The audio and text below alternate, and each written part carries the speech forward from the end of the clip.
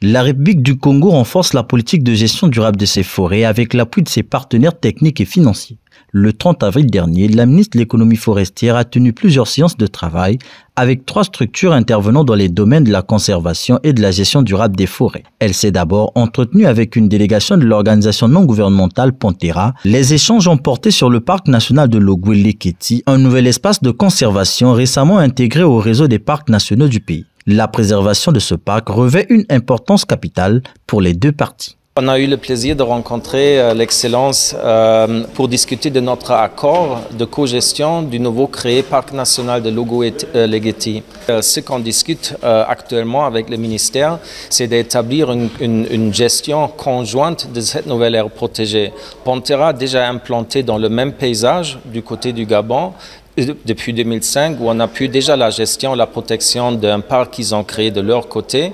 Et maintenant, ça devient un parc transfrontalier et nous, on veut soutenir le gouvernement ici pour sa gestion, sa protection. Rosalie Matondo a ensuite reçu les représentants de Forest Stewardship Council International Board. Au cœur de cette rencontre, la question de la certification des forêts congolaises, un enjeu stratégique susceptible de garantir une exploitation responsable des écosystèmes forestiers tout en favorisant le développement socio-économique. L'objet de notre entretien avec Madame la Ministre, c'était pour présenter une nouvelle initiative du FSC Afrique sur la promotion des forêts responsables, la gestion responsable des forêts, qui s'appelle l'initiative Zamba, qu'on est en train de développer avec plusieurs parties prenantes dans le secteur de gouvernance forestière globalement. La particularité avec cette initiative, c'est qu'elle elle a des objectifs très ambitieux. Elle vise à accroître la certification FSC en Afrique. Donc nous visons 30 millions d'hectares de forêts certifiées, supplémentaires, certifiées en Afrique. Nous visons la création des opportunités de création des entreprises. Nous visons l'amélioration des situations des communautés locales qui vivent en milieu forestier.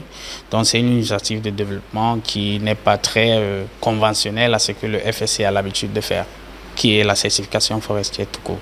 La série de rencontres s'est achevée avec la réception du coordonnateur de l'ONG Save Elephant. Il a notamment été question de la signature prochaine d'un protocole d'accord entre la République du Congo et cette organisation portant sur la gestion et la protection de la réserve faunique de la Tsoulou, située dans le département du Niari. Ce marathon d'échanges témoigne de la volonté du ministère de l'économie forestière de renforcer la protection de la biodiversité et de promouvoir une gestion plus rigoureuse des ressources forestières.